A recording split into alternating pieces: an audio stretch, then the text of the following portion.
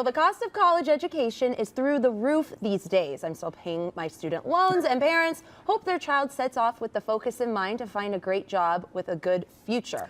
What it all comes down to really is not the academic major the student chooses, but how a student learns to craft 5 basic and very important components of their undergraduate education. So Dr. Ned Scott Laff is the director of junior year at Governor State University, and here with some tips to help students become more successful during their college experience. Doctor, thanks for joining us. Thank you for having me here. So we're talking about not stressing out over a major, and you have a personal story with your daughters that helps kind of... 2 daughters, right? Yeah.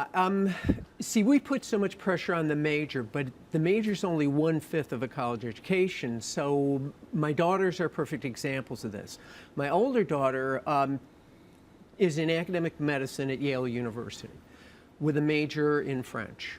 And my younger daughter lives in Arizona, and she works for Homeland Security as an assistant chief justice. Wow. With a major in choreography. Choreography. Now, the point of this is it's not the major that matters, because when you think about a major, someone says, I want to be a psych major.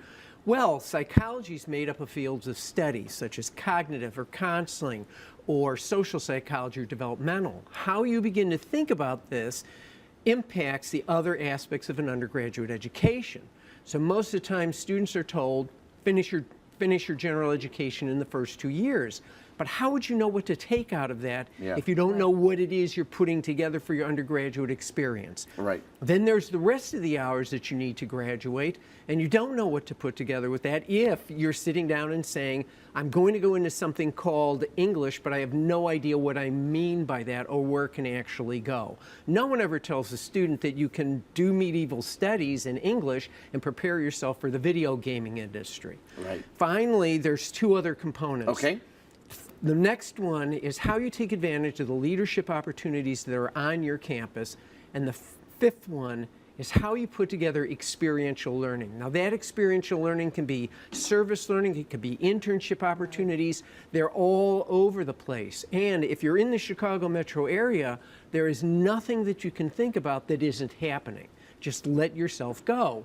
And so what I've always discovered is students may come in undeclared, but they actually know what their passions are if they have a place to talk about it. And sometimes when you're too rigid about it, then you get way too focused on the nuts and bolts of that. Right. And then what happens is students end up changing majors, and that's where students end up incurring costs. So right now, average time to graduation in the United States is 5.5 years. And if students come in thinking about those things that they really care about, they can craft an undergraduate education, get out on time, and be marketable. That's really important. We were just talking about this during the break. So we're both in broadcast journalism. You majored in broadcast journalism. I majored in communication because I still wasn't sure what I wanted to pursue. Right. But I built my resume by doing those internships so I could learn how to be on You and Me at 6 a.m. during the weekdays. It's the electives, it's everything. It's the electives, it's how you craft everything. And so when students begin to think about this, what happens is they build a well-rounded undergraduate experience. So, of course you can go to medical school if you're an English major. Of course you can go into law if you want to study dance. And when you look at business, you can go into business from anything. So that's how you use those components to make yourself a better student, to really kind of get a complete experience. Right, and once students feel free to talk about what it is that they really care about, all the pieces can come together, and then they craft an undergraduate education that makes sense to them, is marketable, and helps them land that job. Do you have any advice for students when they get to college to really reach out and because it's going to be up to them. No one's going to come to them and say, do this. Walk up to anybody, faculty members, advisors, administrators, and just start talking, because through those conversations, you begin to realize that a university is made up of a giant hidden curriculum, the stuff that faculty are actually doing when they're not in the classroom, and universities are these giant corporate enterprises. So if you want to get into development, if you want to get into management, there's all the opportunities for internship experiences on college campuses themselves. Dr. Leff, I got to ask one thing. So you have two daughters, one married in French, one in choreography. Right. Did that freak you out at the moment, or were you like, do it? No, I knew it freaked my parents out, and it freaked all our friends out. And I said, relax, they're on the path to where they're going to go. I always knew they were going to move in that direction.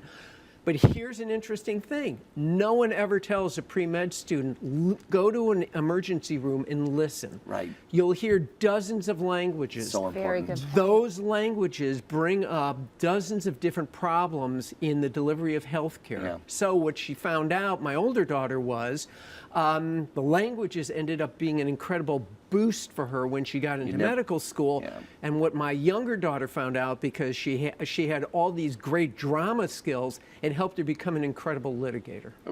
I bet in front of a crowd like that, you better believe it. Right.